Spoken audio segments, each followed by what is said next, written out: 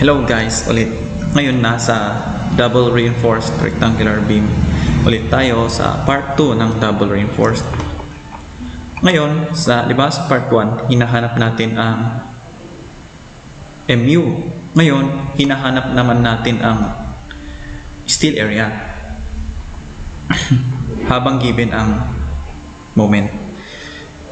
Dito, ito ang kakaibang may kakaibang method na ginagamit. Iba to sa part 1 ng double rectangular, iba din to sa mga T-beams and singly reinforced, pero concept is the same. Dito kasi special case to, kailangan mo munang i-separate ang concrete reaction sa compression steel reaction. Kaya di ba ito yung original natin na beam, no? Andito si compression bar, tension bar, tapos yung area ng compression block natin. Kailangan mo munang i-separate kasi pag buo yan, tapos kukunin mo ang compression steel bar area, pati si tension bar area mo, hindi mo makukuha ang daming unknown. Try natin, no? Let's say dito. Kinukuha natin AS, di ba? So kung AS ang kinukuha mo, kukunin mo lang yan gamit ang summation forces horizontal. Kaya kung isa summation forces horizontal mo, lahat, editing mo, T is equals to CC plus CS. AS, FY, FS na lang muna.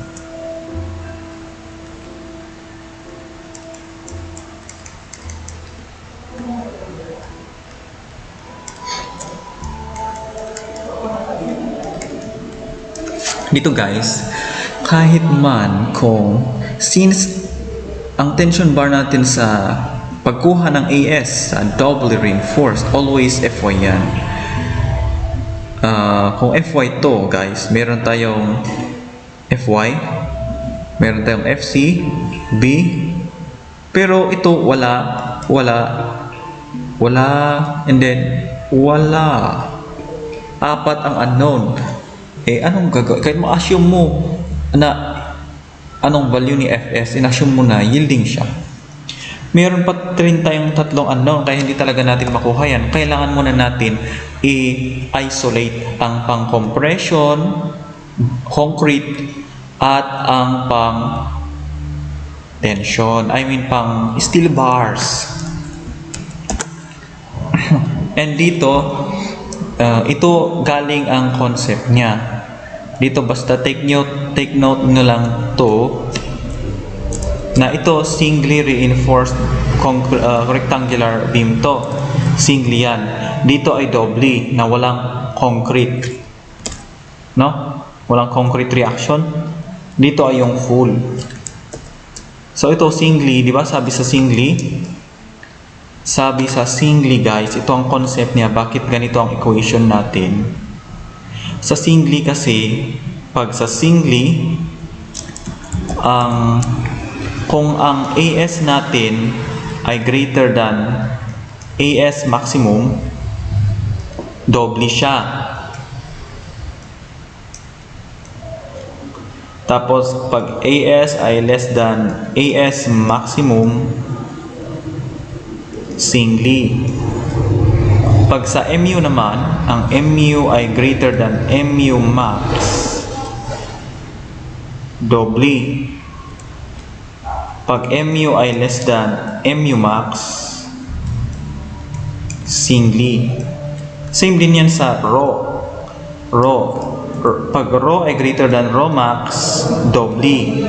Pag rho ay less than rho max, singly. Gets? Kaya dito guys, sa doubly reinforced, kung dinaig ng AS ang AS max, ibig sabihin ang AS pala natin ay equals to meron pala tayong residual na kung ima-minus ko AS minus AS max, pag sa doubly pag sa doubly, ima-minus ko siya, mayroon tayong residual na tinatawag na AS2, which is yung natira dito sa second figure. Pati rin sa MU, kung ima-minus ko ang actual MU sa MU max, kasi nilagpasan niya din yung lagpas na remnant na yun, remnant, residual, ay yung MU2. Ito siya. Kaya kung ita-transpose mo ang negative sa kabila, magka-come up tayo ng equation na ganyan. Gets? Now, kunin na natin ang solve for AS and A prime S. Dito, no? And given na si MU natin. So, bali, since given si MU natin, given si MU, alam natin kung paano kunin si A max, yung MU max. And makukuha din natin eventually si MU2. Kaya, solve for MU max muna. Or let's say, i-check mo kung rectangular, kung doble siya or singly muna. Yun ang ginagawa natin sa single reinforced beam, no? So, sa MU max muna. MU max, yung MU max natin ay, basta alam natin kung MU max natin ay mayroon na siyang C max na 3/7 of the effective depth. Tama? And then, ang FS natin sa maximum condition, always 800 MPa. No?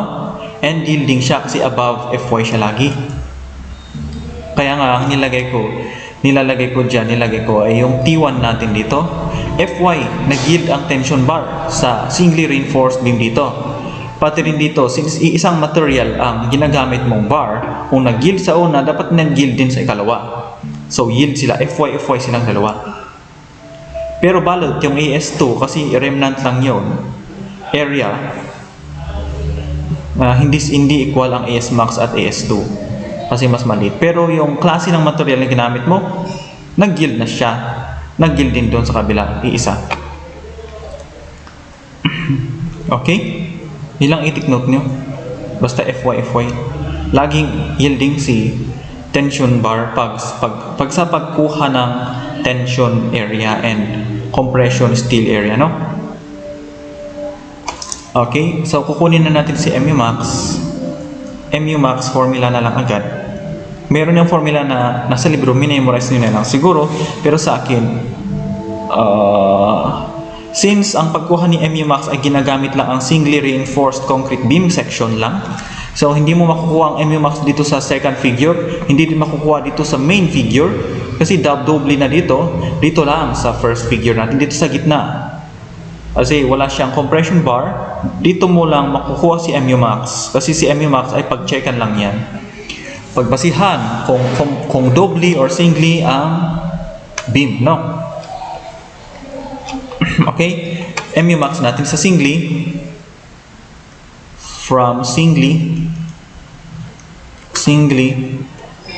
reinforced beam ay dito sa singly, dalawa ang force natin, si compression at si tension. And submission moment at this point, parehas, di ba?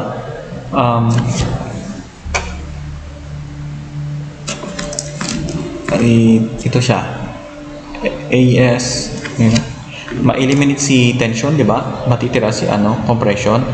0 point, kailangan muna natin yung phi, kasi meron tayong MN max din, bali A max, kasi naging MU max to, no? Lahat ng numerator maging maximum, lahat ng denominator maging minimum. Kung meron mang variable na nag-iiba ang value, no? Variable nga kasi from the word variable. Ngayon, si Vmax pala to, no?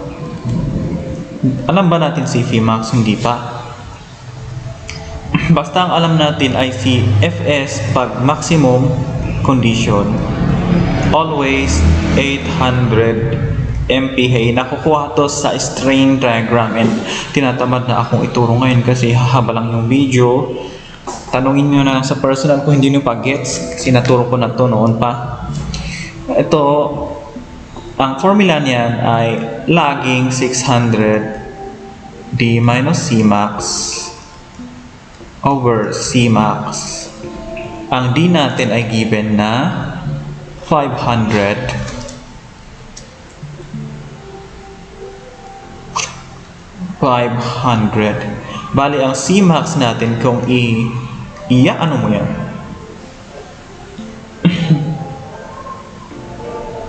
Laging 214,286.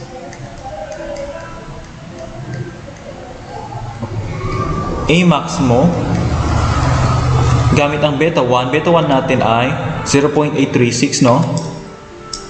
Kaya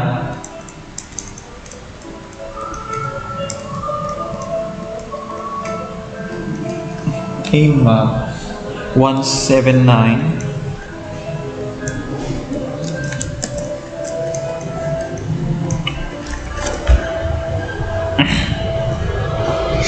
Ganyan na. And na.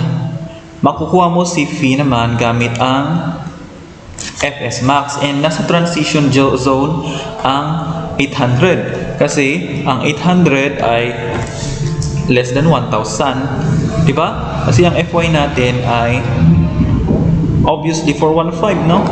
415 yung Fy natin. 415 is less than 800, but 800 is still less than 1,000. Transition zone yan kasi nasa gitna. And I hope alam niyo na to kasi tinatamad akong ituro ulit to, no? So yung phi ko, given na si Vmax to Vmax to. Vmax given na, given si Fc, given si B, given si Amax, given si D. Pakukuha na natin agad si Max. Na siya ay shortcut ko na agad, no? Anyway, i-substitute ko na lang lahat ang value, no? Given na yung mu natin ay 576, di ba? Since ang mu natin ay given, dito sa problem na to, guys, hindi pwedeng hindi given ang mu. Kasi kung hindi given ang mu, never mo masusolve si AS forever. Kaya, meron tayong mu sa pagkuha ng still bar areas, no? Ngayon, ikumpara mo na si mu, 576 na mu is greater than mu max. So, doubly. Ibig sabihin may remnant siya, no? Alam natin na yung mu equals to mu max. Tapos plus the remnant, ito yung residual niya. Residual or remnant, parehas yan. mu2, tapos mu2, given si mu 576, mu max 458. Ang mu2 natin ay 117.588. 117.588. Nakumpleto na natin ang equation ng mu, di ba? Na si mu is equals to mu max plus mu2. Si area naman, ang kukunin natin, area ng bars. Pero wait, guys, paayusin ko lang to. AS max na. Parehas ang si AS max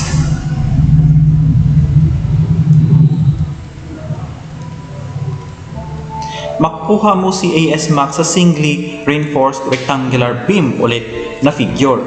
Dito mo lang siya makukuha. Parehas sila kay mu max. Dito lang sila kinukuha kasi basta ang concept na kung lumagpas ka sa maximum, doble na siya. Kung within the less than the maximum, single pa rin, no? Dito sa find AS max, sa singly reinforced natin siya kunin. And ang gagawin natin ay makuha lang natin si AS max hindi sa MU formula, hindi sa moment, kundi sa horizontal forces, summation horizontal forces. Bali, T is equals to CC. AS, F, S. Tingnan nyo to. Since AS max ang kinukuha natin, AS max. Tapos dito sa doubly reinforced na confirm natin na doble nga siya, di ba? Ibig sabihin, nag-yield na si tension bar. Okay? Always yield siya, no? Lumagpas at lumagpas siya. Kasi once na lumagpas si MU natin sa MU max, automatic na si AS natin ay lumagpas na din kay AS max, no? Gets? Dito, isulat ko, if MU is greater than MU max na doble na yan, ibig sabihin doble. Tapos, another one, AS is greater than AS max din. And then, FS is equal now to FY. Dahil, ang salarin bakit naging ganyan? Dahil ang FS natin sa maximum condition ay 800 MPa, which is still greater than our FY. Balik tayo dito sa equation. AS max, multiply ko siya sa FY na.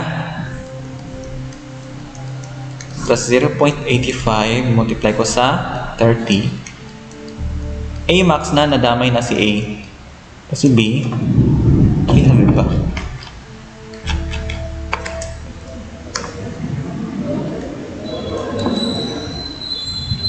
A max.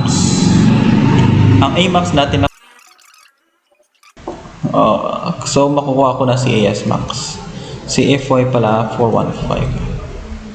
AS max ko 3302.27. Okay, down. Let's say lagyan ko lang ng yellow. Nakuha na natin si AS max. Kaboom! Pati si MU, given na kasi si MU. Given na yan, ha? MU max, nakuha natin. MU2, nakuha natin. Ang natira, AS2 at AS. No? Paano natin kukunin si AS2?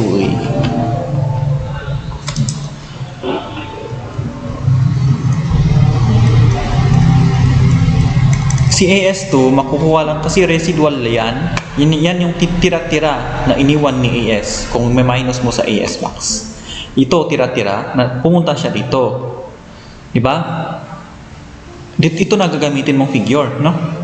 Itong doble na walang concrete, no? Walang concrete to, dinrawing ko lang yung rectangle beam para mag-gets nyo kung saan nakalocate ang steel bars. May dalawa tayong force dito, so makukuha natin si AS2 by, tingnan natin, ha. I-assume ko na 2C is to believe kayo lahat kasi hindi kayo matututo pag hindi ko sabihin. So kung isa summation forces horizontal ko, guys, ang mangyari ay T2, yung sa second figure, equals CS, compression of steel bar. Bali, AS2 FY kasi isa yung material, sabi ko kanina, ulitin ko, na nag-yield pa rin si steel bar ng tension area sa second figure kasi iisa ang material na ginagamit mo sa tension bar. Yung area niya lang balot ang hindi parehas kasi maximum yung isa tapos ito ay tira-tira lang. Pero in terms of yielding point, kung yung nag-yield si AS max, si tension bar sa isang figure, nag-yield na din sa ikalawa. No? Kasi iisa sila. Next, sa CS naman, ano ulit to? A prime S, F prime S, no? Si steel bar din yan. Si AS2, di ko alam, AS A prime S, di ko alam. Hindi natin makukuha dito kasi unknown, pero ito given. Ito ay pwede natin i-assume na yielding siya, no?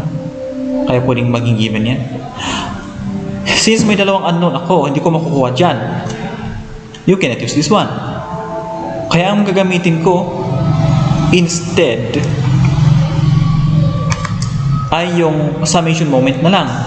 Ang gagawin mo, mag-summation moment ka dito sa point ng steel bar mo para makancel si tension force. Maiiwan si CS. Makukuha muna sa wakas si AS. At least given naman si MU2 natin, di ba? Pwede din naman mag-summation moment ako sa taas para makuha ko agad si AS2. Yun na lang gawin ko. Mag-summation moment na lang ako sa taas, no? Kaya kung summation moment ako sa taas, maka-cancel or ma-eliminate si compression steel bar force. Kaya kung summation sa taas, ang mangyari,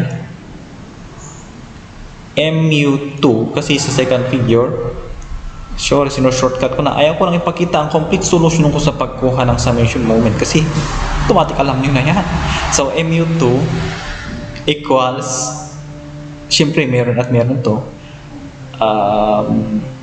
always maximum ang ginagamit natin na kung ang ginamit mong reduction factor, sa una, yan din gagamitin mo sa ikalawa. So lahat, kung ang fee mo ay fee max, tapos 0.815, lahat, wag mong iibahin si fee. Reduction factor ay lahat ay 0.815. So ito na yung formula. Na-eliminate na si compression steel bar, ang natitira si tension bar. Bali, AS2 FY. Summation mo yung moment arm niya. D minus D prime. Paano mo nakuha yan, sir? Ito nga eh. Dito yung D prime. D prime ang tawag pag distance na compression steel bar location. And given na siya na 80, no? Kaya kung ito yung distance nilang dalawa na sinasabi ko, ito yung moment arm. Dito ako nag-summation moment. So dito magro-rotate ang tension force mo. Magagano, no? Magro-rotate siya, oh. Dito, magro-rotate siya sa around this point, no? Hindi naman ganun ka-rotate eh. Basta magro-rotate siya sa fixed distance. Isang distance lang. Basta magro-rotate siya around this point. Sana mag-gets nyo yan. So, dito yung moment arm niya, D minus D prime. Or 500 minus 80. Ang MU2 natin ay given. Ano ulit yun? MU2? 117,588 na.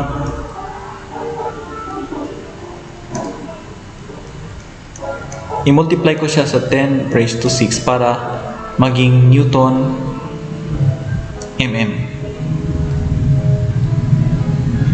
Are you sure? Yes, I'm sure.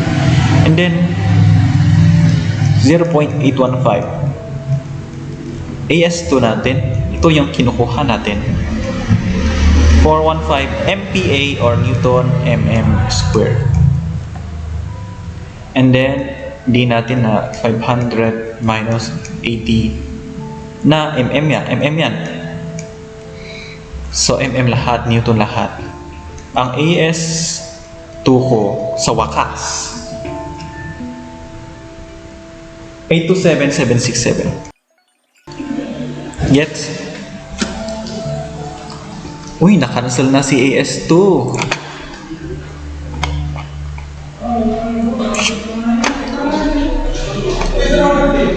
Kunin ko na din si A prime S, no guys? Pwedeng mag-summation moment. Pwede din ito siya, dalawang method lang gamitin ko para maging to see is to believe kayo guys. Kung interesado talaga kayo mag-learn sa ganitong lesson na boring. Gamitin ko ang summation force horizontal. So, taas, akyat ulit ako. Copy-paste ko na lang to. Ay, saan? Ito pala, ito.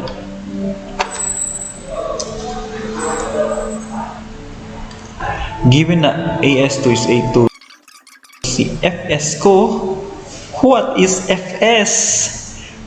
Assume ko lang din na, are you sure? I-assume mo. Nag-yield ba? Nag-yield ba si FS? F prime S? Hindi natin alam.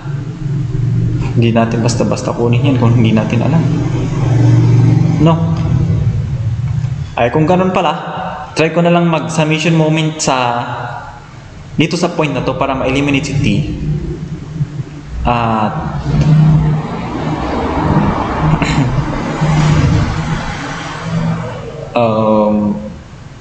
paano ba natin makuha kung pala makuha natin pag nag-yield, no? Kung tingnan natin kung nag-yield, FS natin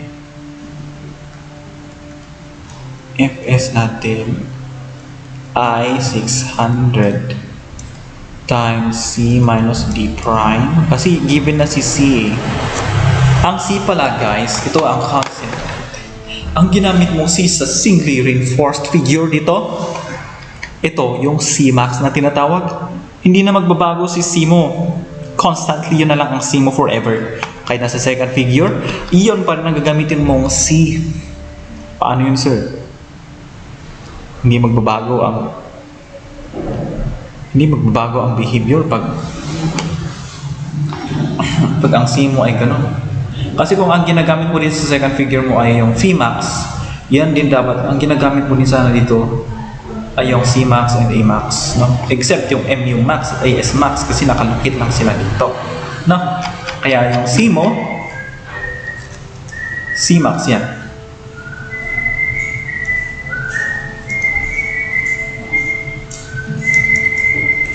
Ito 80.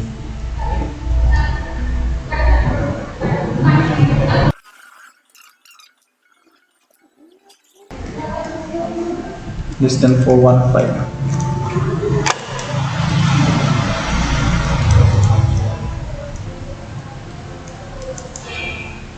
Does not yield, guys. It doesn't yield. Bali, ang gagawin pala natin, guys, ay ito, baba tayo dito. So sorry, magulo ang solution ko. Ito.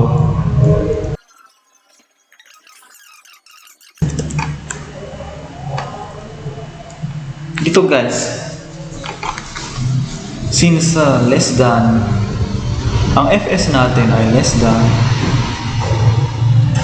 415, guys, and ang C natin fixed na yan, hindi na magbabago. Sabi ko kanina, hindi magbabago pala ang C, no? Mahirap maalala, laging nakakalimutan, no? O fixed ang C natin kasi C max na siya. Yan ang ginagamit mo, the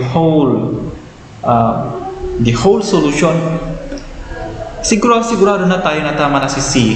Kaya kung sigurado na tayo sa C natin, sure na tayo na ito na F prime S natin.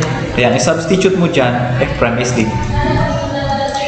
Kasi less than 415. Basta ang limit ng Fs natin sa ganitong formula, always Fy lang ang limit. Kung lumagpas ka sa Fy pa rin gamitin mo. Pero pag nag-below Fy ka, below Fy does not yield. Yun na yung actual value na lang ilagay mo, 376, hindi na 415, no?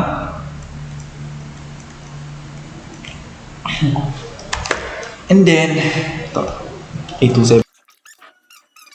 Tignan natin nga sa isa. Mag-summation moment ako sa dito, mai-eliminate ito, mai-iwan C compression steel force.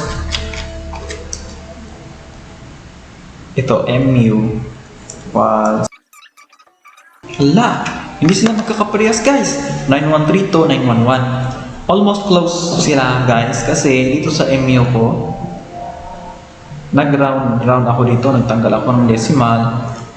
Dito din, saan to galing? 827767, saan yan galing? Yun yung area 2, AS2. Dahil sa decimal, apektuhan ang AS natin. And pilikin na lang sa isa, di bali at least almost close naman. No? Either is correct, guys. Ngayon, kunin na natin si AS. Yung AS natin ay equals to AS max plus AS2. And si AS2 natin ay ito, given na si AS2, 827. Si AS max natin, 3302.7. Ang sagot dyan, guys. So guys, na-eliminate na natin yung last.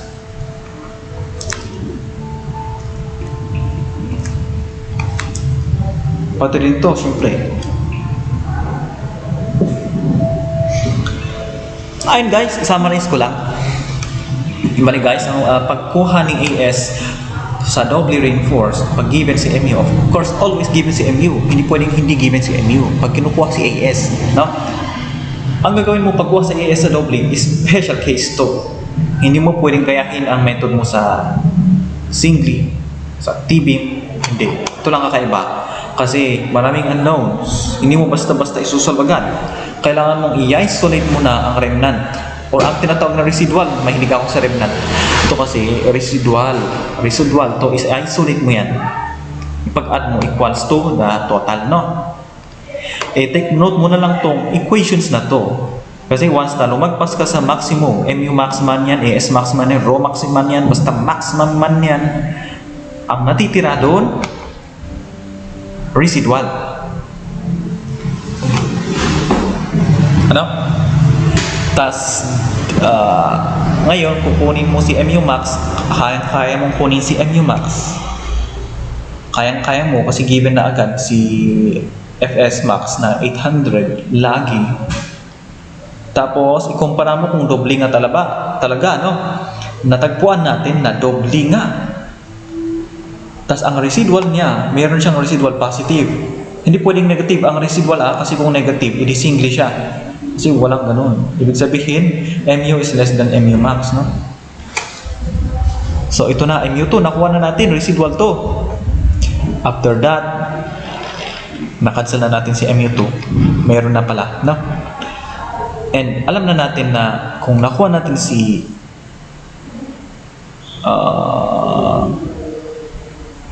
natagpuan natin na doble siya, makukuha na natin si AS max. AS max ay kung ang FS ay FY, kasi lumagpas ka na, alam mo na doble, automatic FY na agad si FS mo sa tension bar. After mo makuha si AS max, makuha mo na si AS2. After mo makuha si AS2,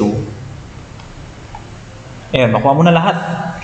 AS1, ay si AS, main AS, tapos si A prime S. Basta ang gagamitin mo na phi, kung anong ginamit mo na phi dito, si phi max, yun din gagamitin mo sa second figure. Pati si C max at A max, yun yung gagamitin mo sa second figure sa pagkuha ng F prime X, F prime S. Okay, yun lang.